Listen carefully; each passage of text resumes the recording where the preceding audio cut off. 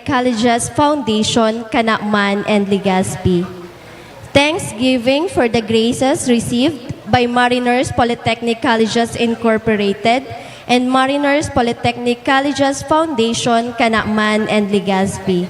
For 50th Foundation Anniversary of Mariners Polytechnic Colleges Incorporated, petition of good health and safety for everyone. For the eternal repose of the following souls: Jaime, Eliza, Luz, Dante, Buboy, and for all souls in purgatory. Today, the first day of March in the year of our Lord 2024, is a memorable day for our founder. This is the most meaningful and most awaited event.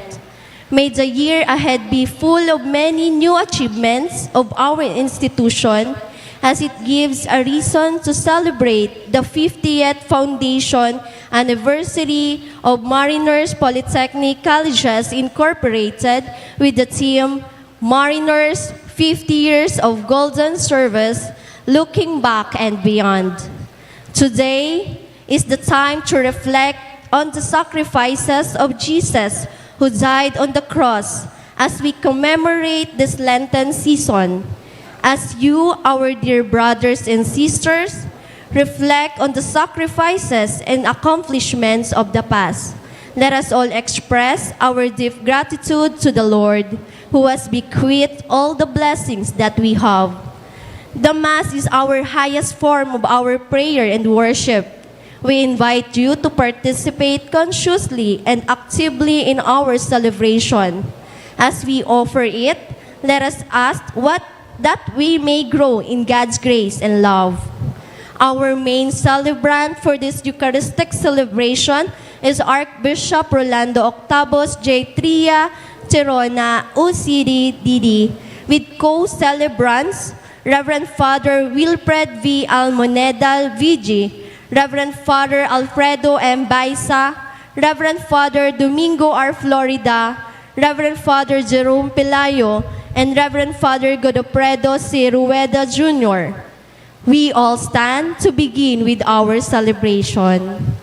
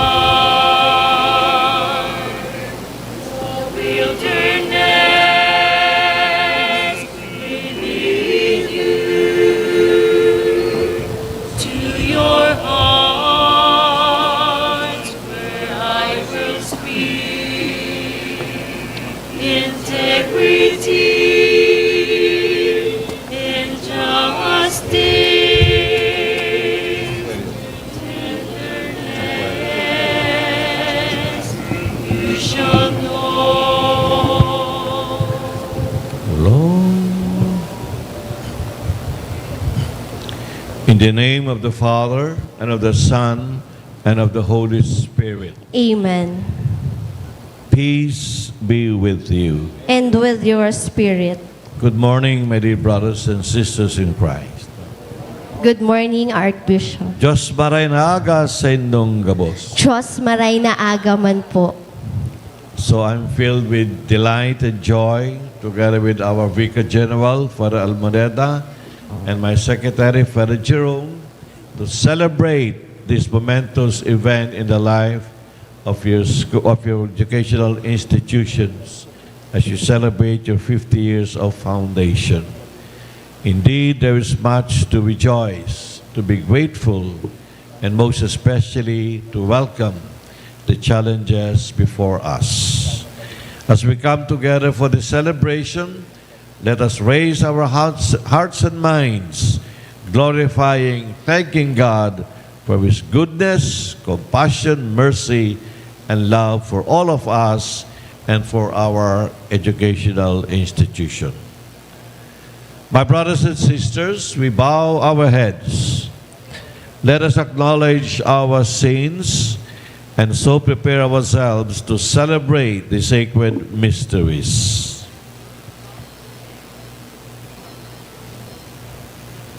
Altogether, I confess to Almighty God and to you, my brothers and sisters, that I have greatly sinned in my thoughts and in my words, in what I have done, in what I have failed to do, through my fault, through my most grievous fault. Therefore, I ask Blessed Mary, ever Virgin, all the angels and saints, and you, my brothers and sisters, to pray for me to the Lord our God. May Almighty God have mercy on us, forgive us our sins, and bring us to everlasting life. Amen.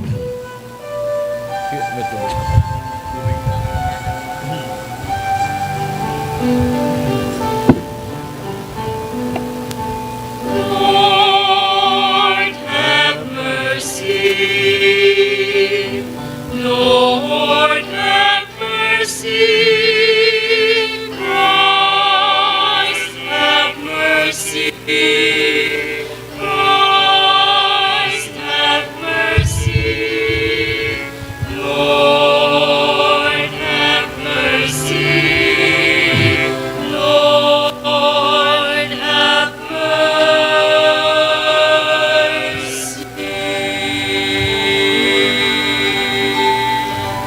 We bow our heads. Let us pray. O God, the Father of every gift, we confess that all we have and are comes down from you. Teach us to recognize the effects of your boundless care and to love you with a sincere heart and with all our strength. Through our Lord Jesus Christ, your Son, who lives and reigns with you in the unity of the Holy Spirit, God, forever and ever. Amen. Please be seated for the liturgy of the word.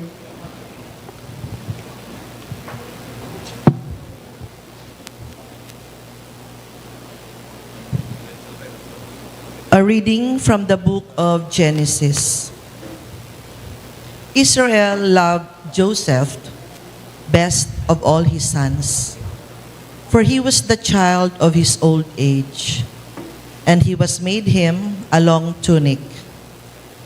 When his brothers saw that their father loved him best of all his sons, they hated him so much that they would not even greet him. One day, when his brothers had gone to pasture their father's flocks in Shechem, Israel said to Joseph, "Your brothers, you know, are tending our flocks at Shechem. Get ready. I will send you to them." So Joseph went after his brothers and caught up with them in Dothan. They noticed him from a distance, and before he came up to them, they plotted to kill him. They said to one another, "Here comes that master dreamer. Come on, let's kill him and throw him into one of the cisterns here. We would say that a wild beast devoured him. We shall see then what comes to his dream." When Reuben heard this, he tried to save him from his brothers. We must not take his life. Instead of shedding blood, he continued, "Just throw him into that cistern there in the desert. But don't kill him outright."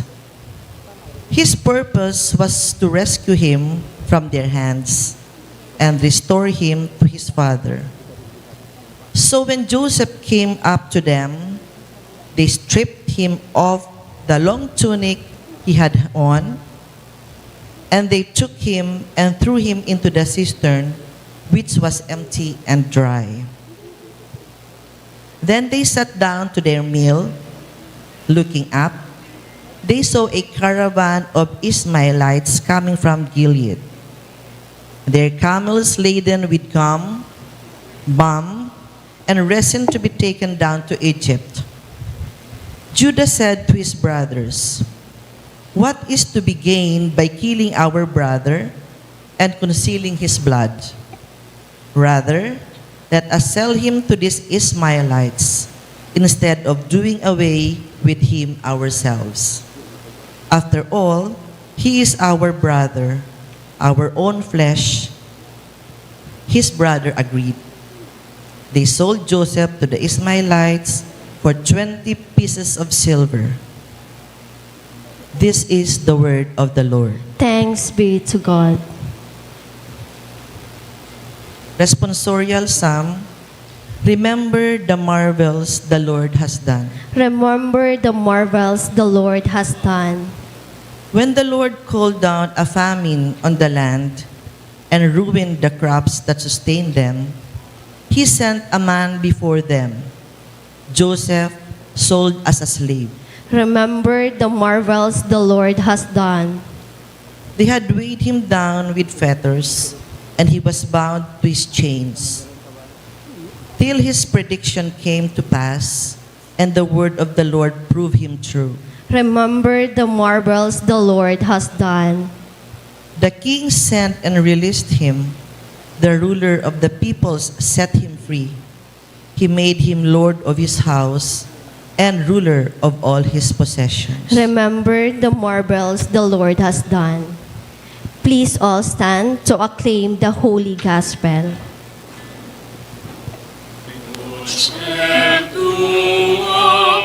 Adoramus Domine, resurrectionem tua, laudamus Domine, lucem tua, adoramus Domine, resurrectionem tua, laudamus Domine, laudamus et glorificamus, resurrectionem tua, laudamus Domine, lucem tua, adoramus Domine, resurrectionem tua, laudamus Domine.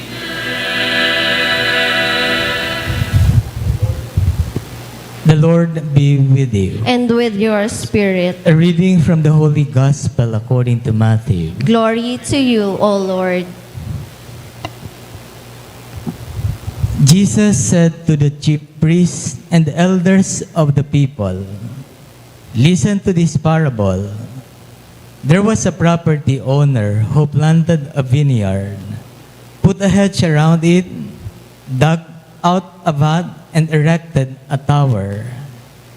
Then he leased it to tenant farmers and went on a journey. When a vintage time arrived, he dispatched his slaves to the tenants to obtain his share of the grapes. The tenants responded by seizing the slaves. They beat one, killed another, and stoned a third. A second time, he dispatched even more slaves than before, but they treated them the same way. Finally, he sent his son to them, thinking, they will respect my son.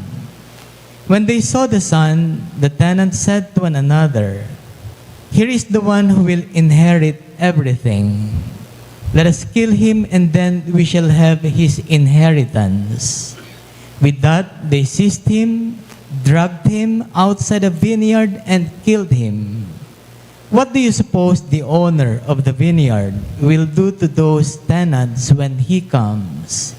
They replied, he will bring that wicked crowd to a bad end, and will bring that wicked crowd and lease his vineyard out to others, who will see to it that he has grapes at vintage time. And Jesus said to them, "Did you never read in the scriptures? The stone which the builders rejected has become the keystone of the structure. It was the Lord who did this, and we find it marvelous to behold. For this reason, I tell you, the kingdom of God will be taken away from you and given to a nation that will yield a rich harvest." When the chief priests and the Pharisees heard these parables, they realized he was speaking about them. Although they sought to arrest him, they had reason to fear the crowds who regarded him as a prophet. My sisters and brothers, the gospel of the Lord. Praise to you, Lord Jesus Christ. Please be seated as we listen to the homily.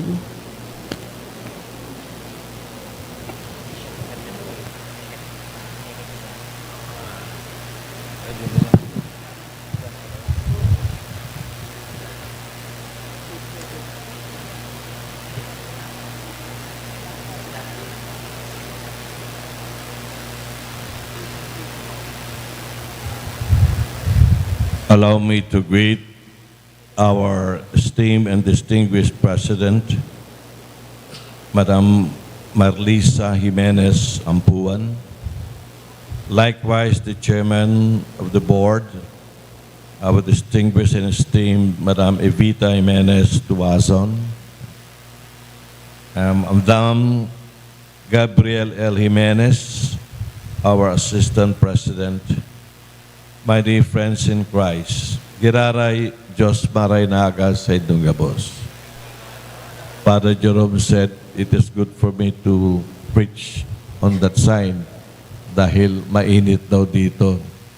Tama siya, mainit nga dito.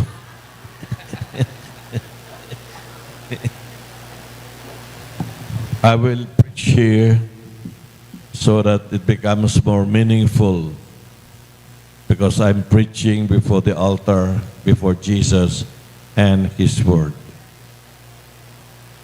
There are three movements in any celebration of any anniversary.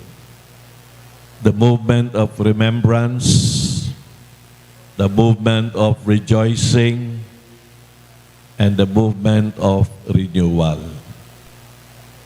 Anniversaries are heightened moments in the life of any institution or in the life of any person.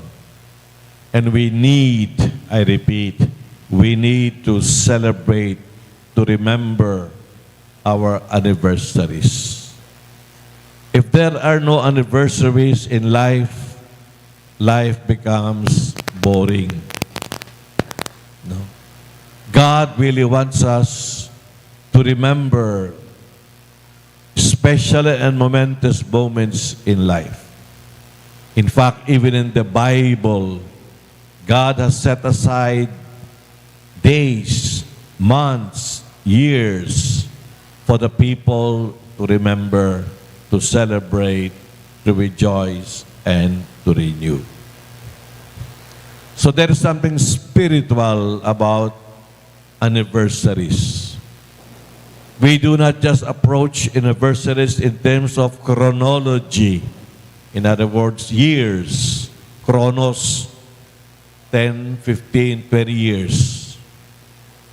But we celebrate the deeper essence, the deeper memories, the beautiful dreams embedded in those memories. In fact, these are the things that make up and make anniversary celebrations meaningful. Not just the years, the calendar years, but all the dynamics, even the conflicts within those span of years. The famous Tagore says, "O God, when I stand before you, you will see my scars and know that I had my wounds. but also my healing. And when we look and remember what we have gone through in life, we have been in many very ways wounded. Yet, with the blessing of God, we survived. Yes, we carry the scars, not of defeat, but the scars of victory, the scars of glory. So all of these make anniversary celebration very meaningful and something to behold and cherish in our hearts. Okay?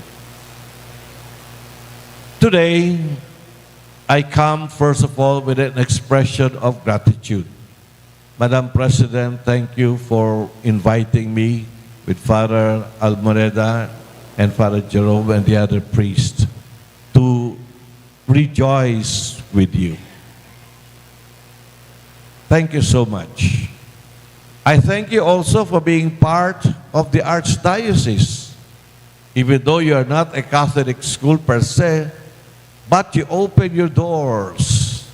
In fact, you have chapels because you want your students not just to grow in knowledge and wisdom, but above all to develop what is far more important in their lives, and that is our spiritual life. It is sad that so many institutions we are supposed to educate our young people neglect to educate them on what is more paramount than anything else, and that is the education of the soul, the education of the spirit. Because at the end of the day, the mind will collapse and disappear, but the soul will remain. So you're giving opportunities for these students to enter into communion with God through prayer, through the celebration of the sacraments, or what other expressions of faith shows you give importance to the spiritual life of your students. And rightly so. So I'm grateful for that. Second, I congratulate you, as I have been saying from the start, because for the past 50 years, you have carried the torch, lightening the minds of the students, guiding them, drawing out what is embedded in their person. Isn't that the very concept of education? Ex ducere, to lead out, to bring out what has already been given by God in them, in potency. The school, so to say, awakens the treasures they already carry in their hearts. And you lead them, you guide them. And that is the very role of education. And your institution, for the past 50 years, Mariners Polytechnic College, do not just provide education, but above all, character development, leadership, honing one's abilities. These really and personal responsibilities. These really constitute what education is all about. A holistic approach in bringing out what is noble, what is good, what is true in every person, especially our young people, our youth. So I congratulate you for that, for embracing this difficult task, especially in our days. It is very hard to educate now because there are so many forces, sad to say, evil, malicious forces that try to poison the minds of our students, shatter their dreams, misdirect their steps. But we hold on as an educational institution, providing our students science, virtue, and faith. And these are the pillars that constitute a holistic, well-balanced person. And third, I'm with you in facing the various challenges along the way. And I don't have to belabor, times are tough these days. Politically, economically, even culturally. We're being bombarded by so many forces that are foreign and alien to our Filipino culture. And we need to be strong. We need to be firm. And we need constantly to uphold what is good, not just for our school as such, but especially for our young students. And I address myself to you now, my dear students. You're here not just to participate in a very important event, but you're here to renew your commitment as students. And what does renewal as a student mean? It means hold on to your dreams. Remember that song? If we hold on together. I like that song. And today, some young people no longer have the capacity to hold on. Madaling bumigay, madaling bumitiw. Wala nang backbone. O sa English, they call it parang wimp. Para mang-ampaw. But hold on to your dreams. Do not give up. Pag ang isang tao wala nang pangarap, nakakalungkot. Ang pangarap, hindi yan nabibili. Biyaya yan. Habang nangangarap ka, buhay ka, at maganda ang kinabukasan mo. Pero pag hindi ka na nangarap, tapos ka na, wala ka na. So hold on to your dreams. Second, sacrifice. Your dreams cannot be fulfilled without sacrifice. God dreamed of saving the people, but He has to send His Son Jesus to sacrifice Himself for our salvation. You cannot achieve your dreams on a silver platter. It is not a walk in the park. You have to sweat, to perspire, even to shed tears and possibly blood. So don't shy away from sacrifice. I feel embarrassed to say this because I know your parents are sacrificing for you. You yourselves are sacrificing. Your schools, your teachers are all sacrificing to give you a better future. As I said, if we let go of our dreams, you are kaput, finished, same way. If we let go of our sense of sacrifice, we'll never succeed in life. Sacrifice is part and parcel of our life. And the third, that leads our dreams with sacrifice, it brings us to glory. To glory. To glory. To our hallelujah. To our achievement. The fruit of our dreams and sacrifices, our gloria. And the glory is our hope. That is our hope. We hope that someday our efforts will bear fruit and will make us really in a sense of joy and glory because we have achieved our dreams. So be grateful that you have such an institution very much interested in your welfare, in your growth, in your development, in your character.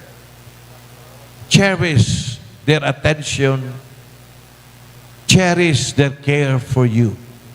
Kaya pag graduate na kayo, balik-balikan ninyo ang inyong alma mater, magpasalamat kayo sa mga guro ninyo. Because they play very important roles in their life. They are like the railways that would lead you to the achievement of your dreams and to your destination in life. So dream big. Hold on to your dream. Be courageous in sacrifice and hope in glory. When you have that mental attitude, when you have that enthusiasm in your heart, then your dreams will become a reality. And so as I said, I'm so glad to see you as making up this community in our celebration of Thanksgiving. So be assured that this Holy Mass, together with the fathers here, I'm offering that God may bless Mariner Polytechnic colleges abundantly, the administration, the owners, the faculty, the non-teaching staff, and all those who work together as a ministry to offer a bright future for our students. So together we remember, together we rejoice, together we renew our faith on the living God. Amen. Let's have some moments of silence.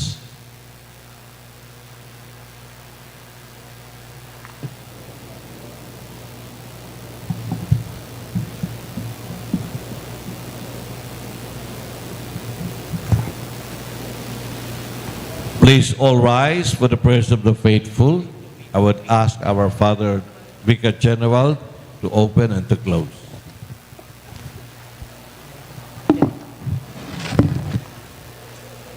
Brothers and sisters, as we thank the Almighty God for the countless favors and gifts He has bestowed on us, let us ask Him to accept our petitions. Let our response be with us, Lord. Be with us, Lord. We thank you for the parents who entrust their children to us. Let us pray to the Lord. Be with us, Lord. For the parents of our students, inspire them to love their children unselfishly and help them to prioritize their children's well-being and guide them in ways of truth and holiness. Let us pray to the Lord. Be with us, Lord. For all our students, we ask that you shower them with your abundant love and grace, helping them to recognize the invitation to experience your love in their lives and discover and cultivate their own growth, but also in loving service to others. Let us pray to the Lord. Be with us, Lord. For the administrators, faculty, and staff of this institution, may they continue to share their time and expertise to hone young people according to God's image and plan. Let us pray to the Lord. Be with us, O Lord. We thank you for our parish priests for providing spiritual support to our school. Let us pray to the Lord. Be with us, O Lord. We thank you for the life of those who work and serve in this school and now have departed. May they rest in peace. Let us pray to the Lord. Be with us, O Lord. For the church leaders, the Pope, the bishops, and the clergy, and all Christians to be more passionate in prayer as well as deepening in faith, let us pray to the Lord. Be with us, O Lord. For government officials, especially our President and law enforcers, we pray that you will guide and protect them as they carry out their duties. May they always serve with integrity and compassion, following the example of Christ, who lived for the rights of the less privileged. Let us pray to the Lord. Be with us, O Lord. We also pray for those who not yet believe in you, O God, that may their hearts be open to your love and truth. We ask that you speak to them through your words and bring them to salvation. Help them to find peace and purpose in you. Let us pray to the Lord. Be with us, O Lord. For all those experiencing immense poverty and those who are handicapped, may they feel your presence in their lives through the support of their family and friends, bringing them hope, peace, and a brighter future. Let us pray to the Lord. Be with us, O Lord. Father in heaven, send us the spirit of wisdom to purify our hearts, mind, and soul, and make us fully human and truly your children. We ask this through Christ our Lord. Amen. Please be seated for the offertory.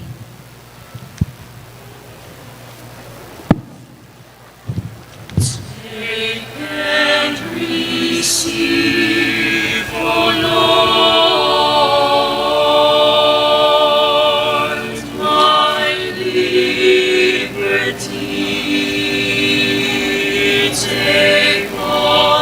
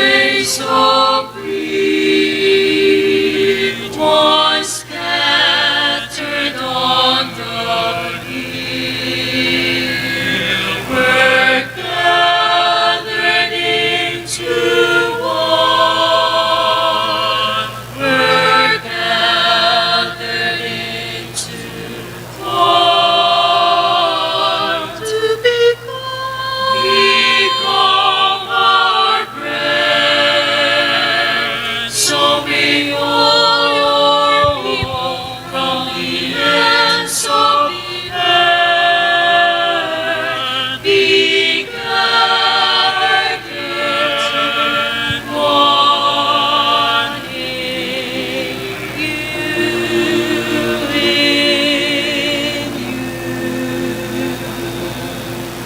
as this cup of blessing is shared with those gathered here.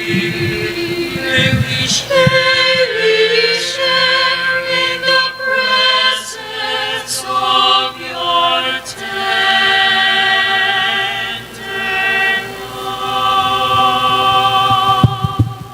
Please Pray, all my stand. brothers and sisters, that my sacrifice and yours may be acceptable to God, the Almighty Father. May the Lord accept the sacrifice at your hands for the praise and glory of his name, for our good of all his holy church. For the gifts you have bestowed, O Lord, we offer you the sacrifice of praise, humbly begging that what you have conferred upon us in our unworthiness, we may give back to the glory of your name through Christ our Lord. Amen.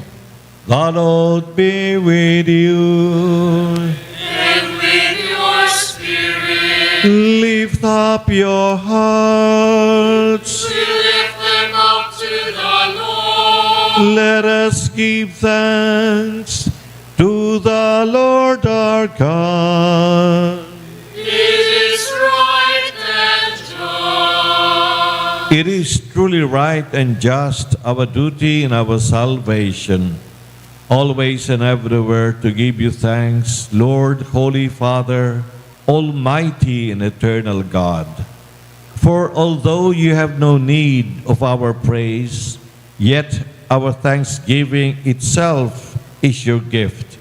Since our praises add nothing to your greatness, but profit us for salvation through Christ our Lord. And so, we praise you, Lord, and with joy, together we acclaim. Let us sing together.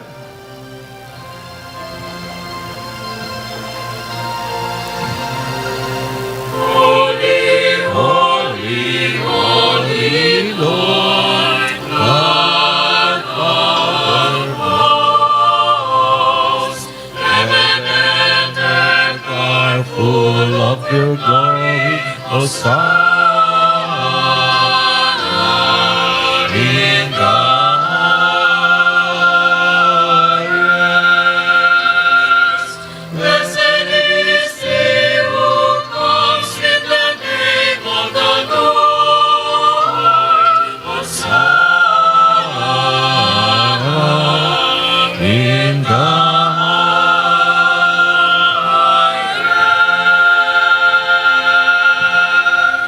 Please kneel or remain standing. You are indeed holy, O Lord, the font of all holiness. Make holy, therefore, these gifts, we pray, by sending down your Spirit upon them like the dewfall, so that they may become for us the body and blood of our Lord Jesus Christ. At the time he was betrayed and entered willingly into his passion, he took bread and giving thanks, broke it, and gave it to his disciples, saying, "Take these, all of you, and eat of it, for this is my body, which will be given up for you."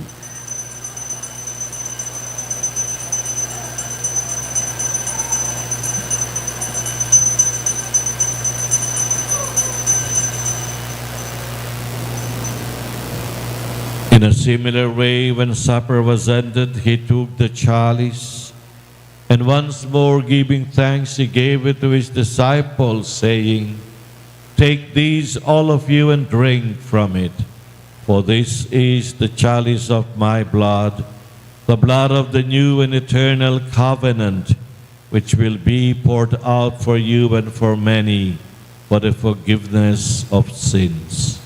Do this in memory of me.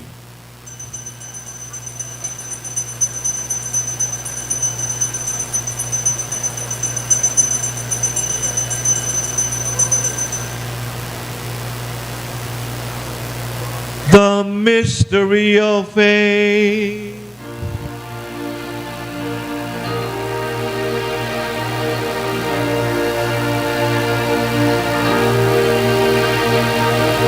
We proclaim your death, O Lord, and profess your resurrection. Until you come again. Therefore, as we celebrate the memorial of his death and resurrection, we offer you, Lord, the bread of life and the chalice of salvation, giving thanks that you've held us worthy to be in your presence and minister to you. And humbly we pray that partaking of the body and blood of Christ, we may be gathered into one by the Holy Spirit. Remember, Lord, your church spread throughout the world and bring her to the fullness of charity, together with Francis our Pope, Rolando our Bishop, and all the clergy. Remember also our brothers and sisters who have fallen asleep in the hope of the resurrection, and all who have died in your mercy. Welcome them into the light of your face. Have mercy on us all, we pray, that with the Blessed Virgin Mary, Mother of God, with blessed Joseph, her espoused with the blessed apostles and all the saints who have pleased you throughout the ages, we may merit to be co-heirs to eternal life, and may praise and glorify you through your Son, Jesus Christ.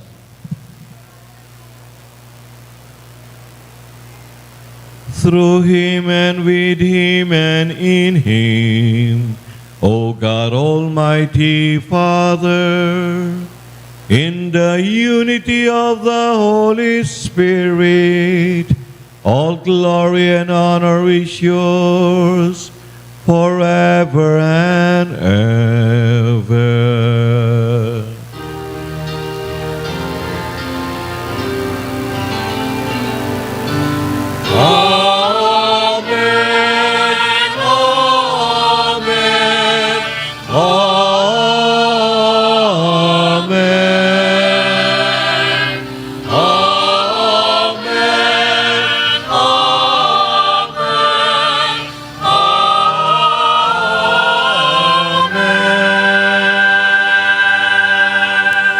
Please remain standing. Jesus revealed to us God as a God of love and God who is our Father. And so taught by the Lord and moved by the Spirit from the depths of our hearts as one community we call God, Aman Niamo.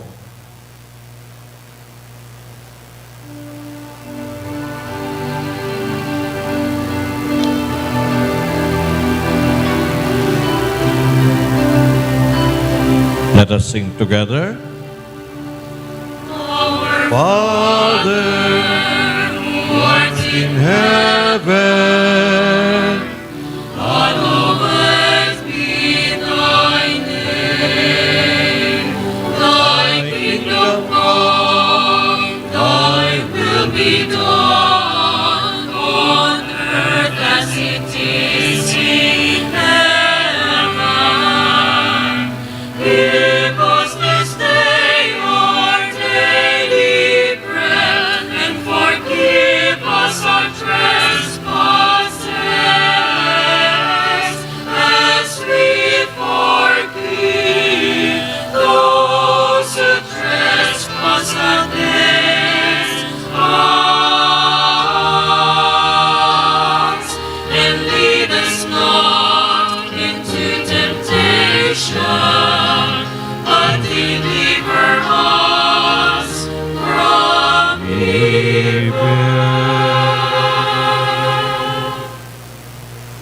Deliver us, Lord, we pray, from every evil. Graciously grant peace in our days, that by the help of your mercy we may be always free from sin and safe from all distress, as we await the blessed hope and the coming of our Savior, Jesus Christ. For the kingdom, the power, and the glory are yours, now and forever.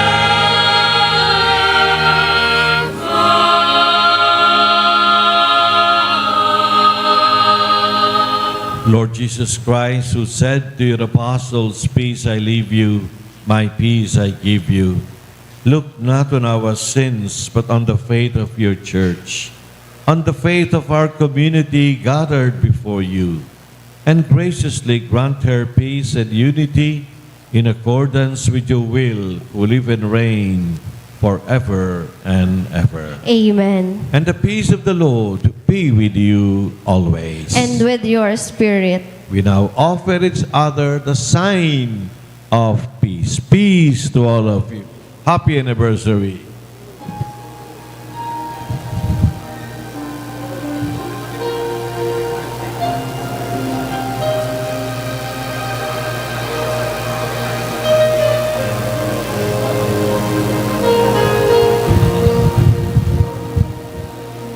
Let us sing together. Of God,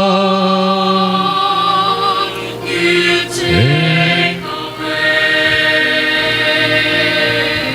the sins of the world.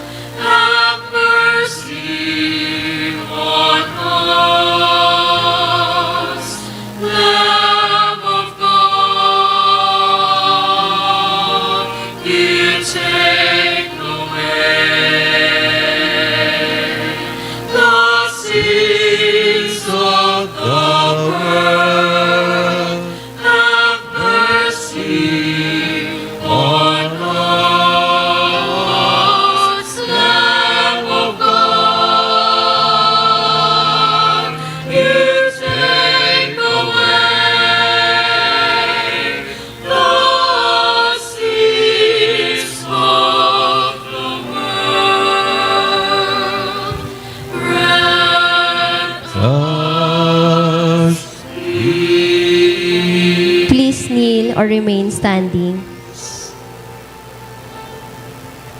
Behold the Lamb of God. Behold him who takes away the sins of the world. Blessed are those called to the supper of the Lamb. Lord, I am not worthy that you should enter under my roof, but only say the word, and my soul shall be healed.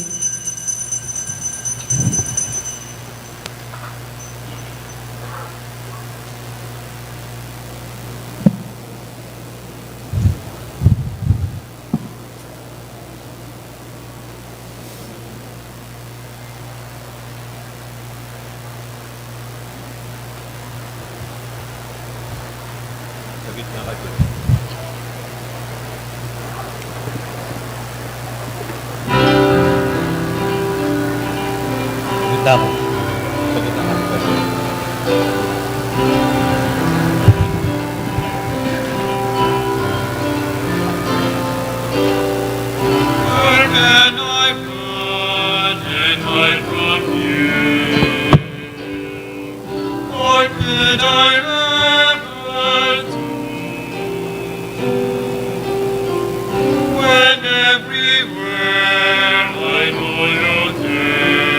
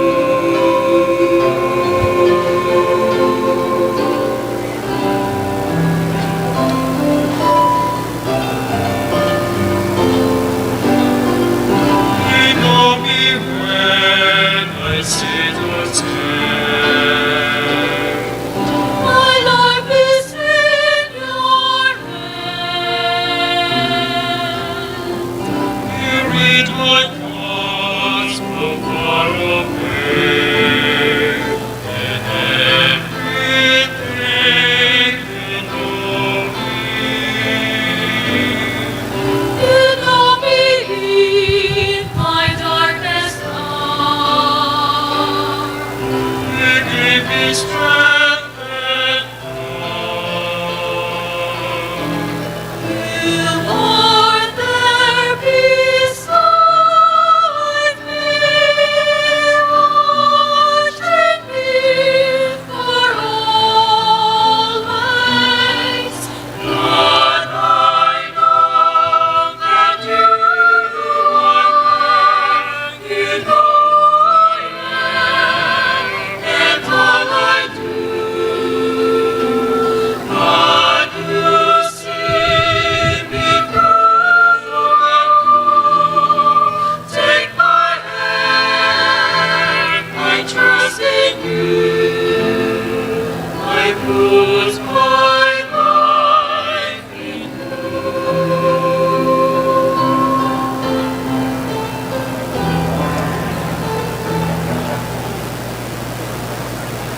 We bow our heads as we pray.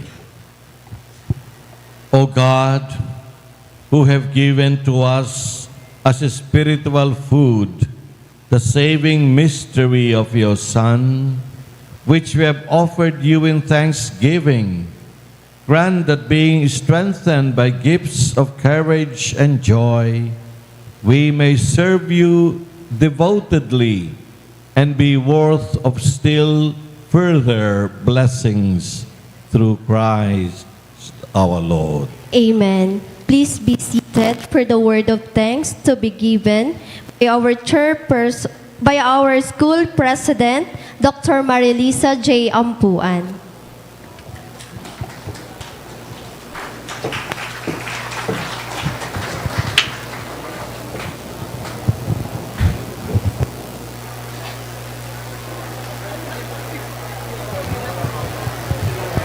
Marhay na aga sa Indongabos. Good morning to everyone.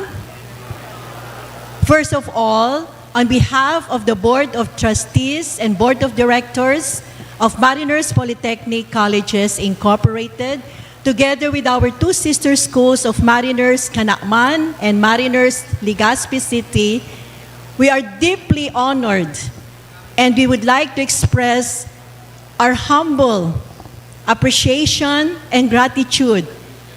Our Archbishop Rolando Octavus J. Tria Tirona, our main celebrant. Together with him, our Reverend Father Wilfred Almoneda, Reverend Father Alfredo Baisa, Reverend Father Jerome Pelaggio, Reverend Father Godofredo Rueda, who are the co-celebrants. Let us give them a round of applause. The homily has really inspired us so much, Archbishop Tirona. We are so much grateful, and we have really gone through with all these 50 years of our celebration. We will always include and embed the core values of our institution, as you mentioned in your homily: leadership, social responsibility, honesty, and discipline. This had really inspired us and motivated us to continue serving our constituent. Most of all, we would like to express our thanks to the working committees chaired by Annabel De Luna and the members of the working committee, and our faculty members and management committee of 3 institutions: Mariners Naga, Mariners Canacman, and Mariners Legazpi City. Let us give them a round of applause again to our main celebrant. Thank you so much.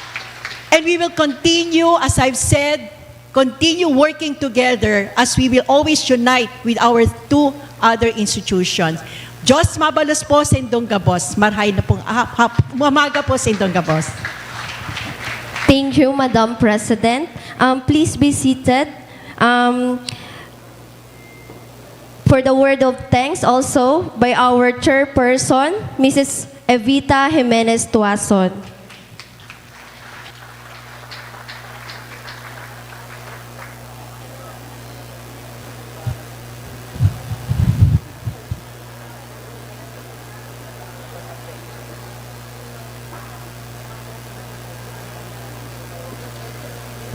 Maray na aga sindong gabos. And again, I'd like to express our thanks most our dear beloved Archbishop Rolly Tirona, and to our fathers here, really very fatherly, who had been with us all through the years. Of course, Father Baisa, a student of Mariners, who is now a serving priest for the whole of the diocese.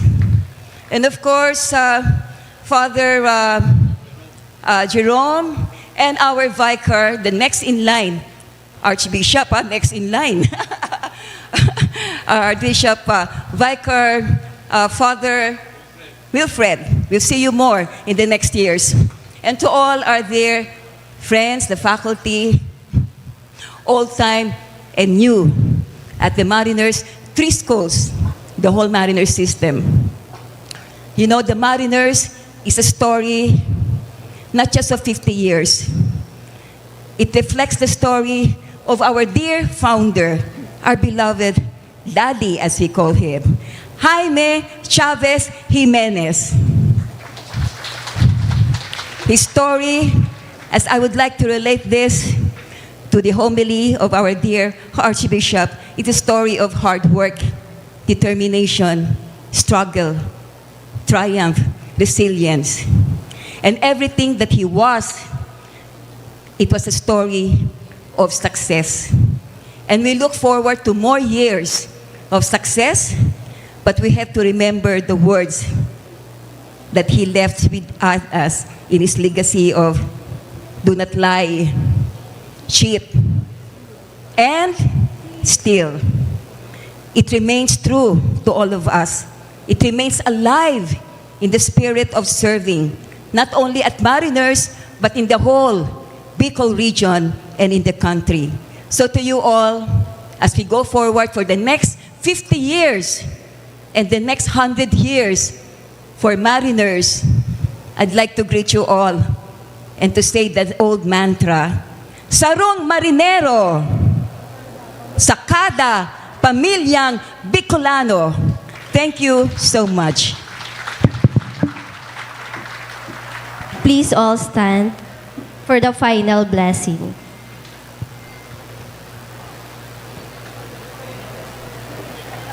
My solemn blessing is not just a blessing confined to all of you here, but also to your beloved families, especially those who have been directly or indirectly involved in our beloved Mariners schools. Please make the sign of the cross while you are being blessed. The Lord be with you. And with your spirit. May Almighty God bless you, the Father, and the Son, and the Holy Spirit.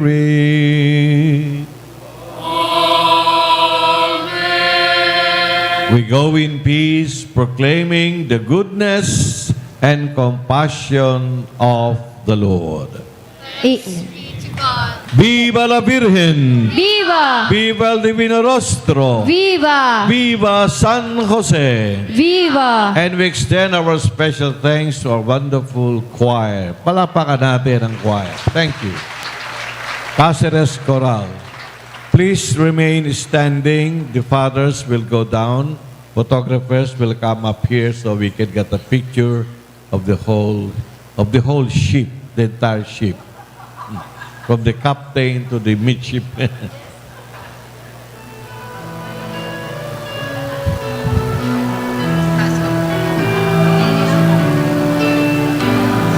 Walang sino man ang nabubuhay para sa sarili lamang.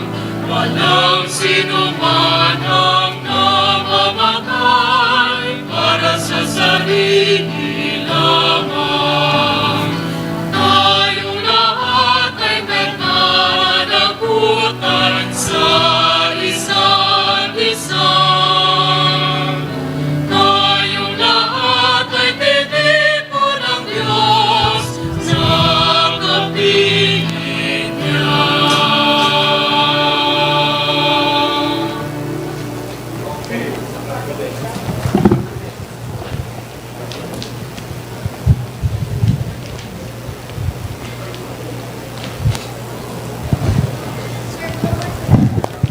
will be given by...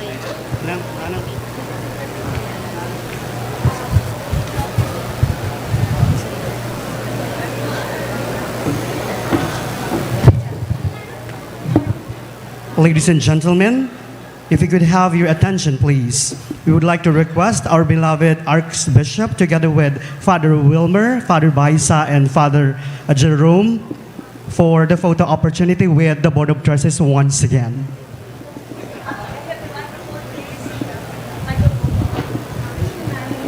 The token for the Most Reverend Rolly Torona will be given by Miss Evita Tuazon.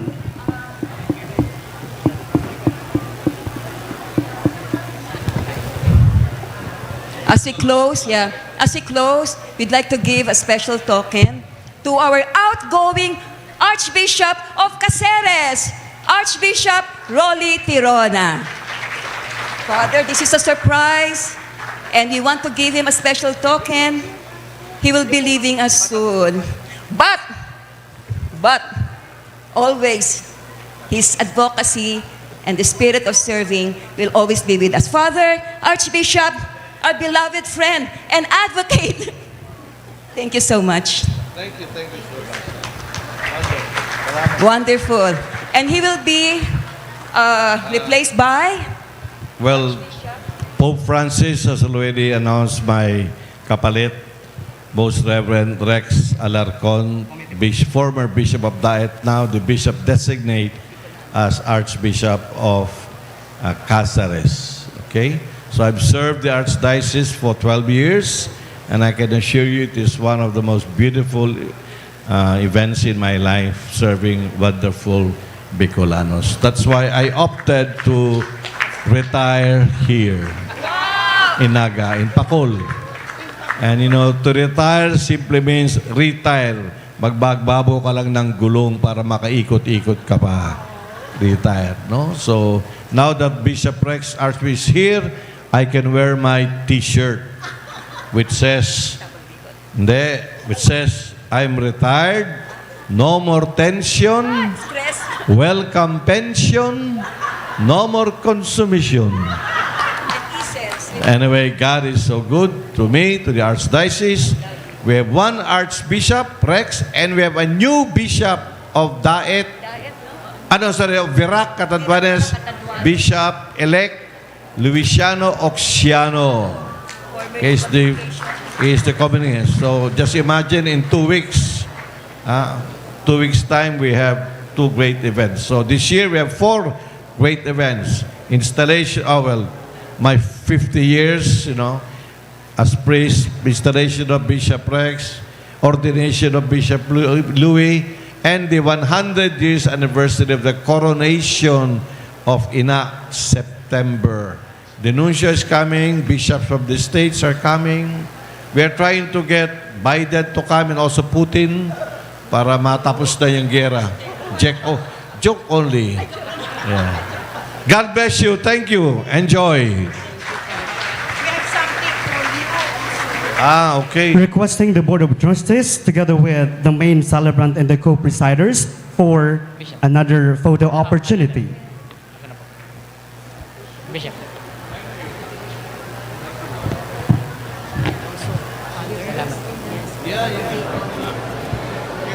Picture. Manpo. Management. Naga. Thank you. Requesting also the management committee from Naga, Legazpi, and Kanakman to please come forward for the photo opportunity.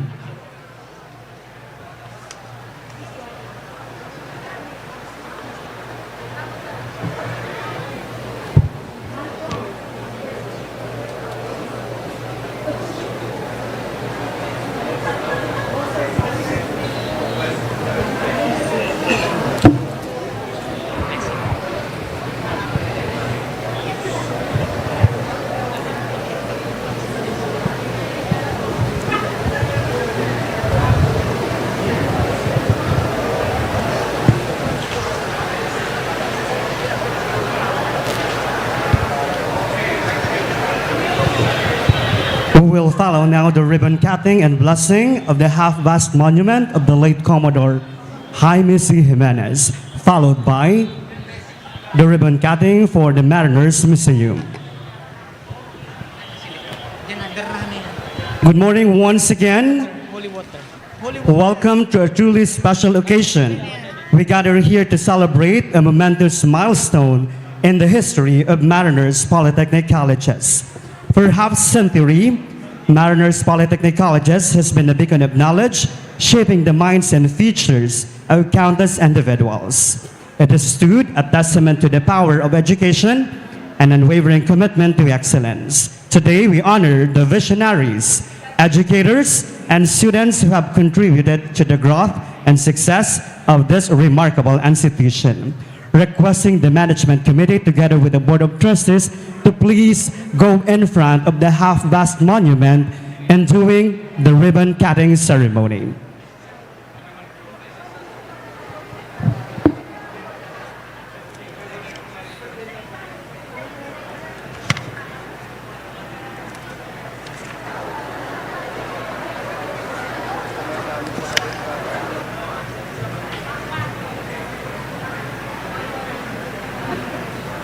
To commemorate a truly remarkable individual, a visionary leader, and founder of the MPC organization, Commodore Jaime Jimenez, it is with great honor and pride that we unveil the half-mast monument dedicated to his memory. Ladies and gentlemen, the unveiling of the half-mast monument of Commodore Jaime C. Jimenez.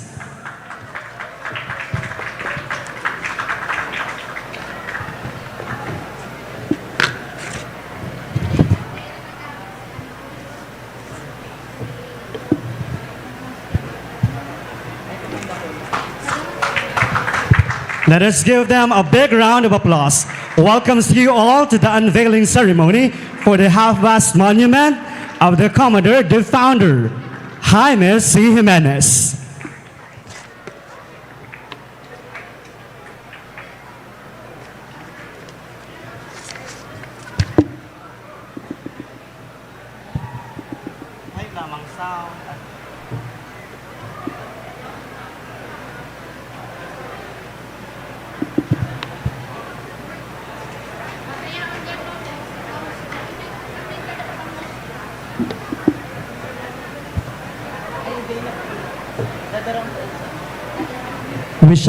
We shall now witness the blessing of the monument of the late Commodore by the Archbishop Leonardo Trillaterona.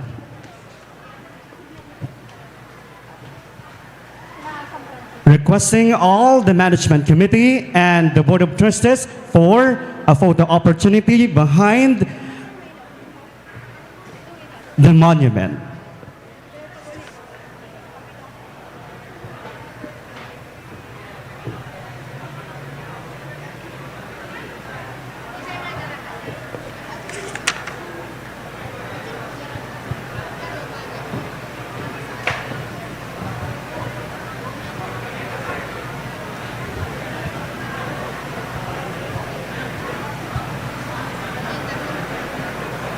We will now continue to the ribbon cutting for Mariners Museum. This museum stands as a testament to the rich history, achievements, and legacy of Mariners Polytechnic Colleges.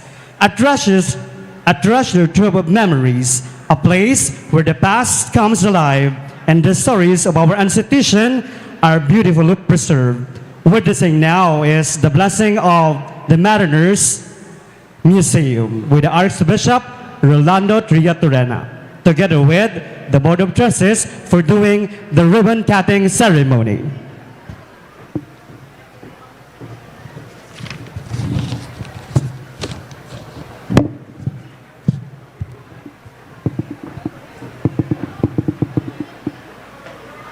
Let us give them a big round of applause.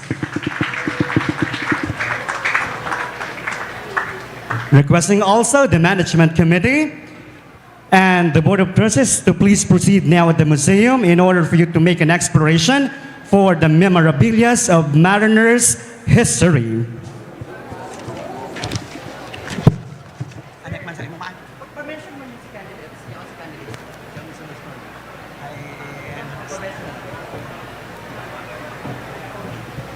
the exploration of Mariners Museum will join with the Mr. and Miss Foundation of Mariners Polytechnic Colleges. Requesting also the faculty to please join over for the exploration.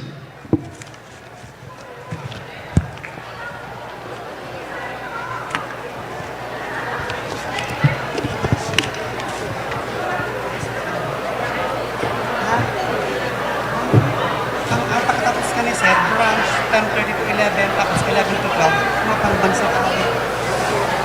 Maamang Sir.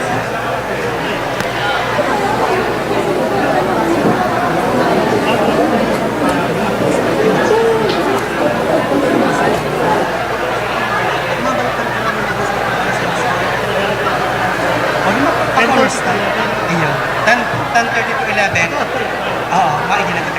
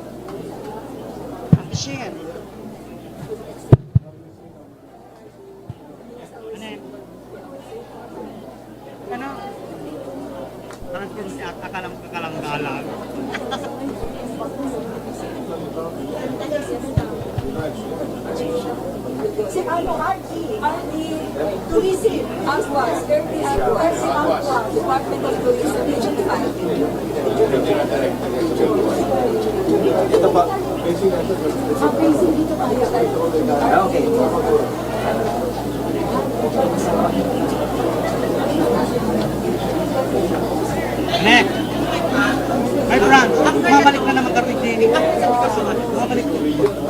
Saan naman ano? Paparas sa mga VIP, ang mga delegates, they can stay in for now.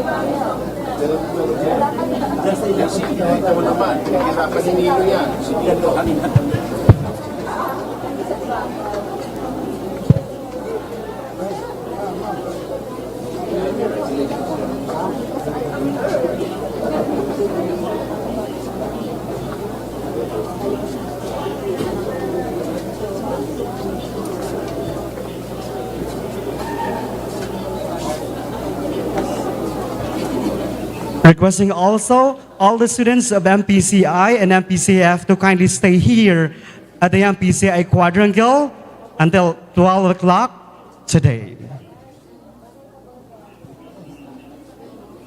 Requesting also the honorable guests to kindly proceed now at the MTHA hall for some this food to be served.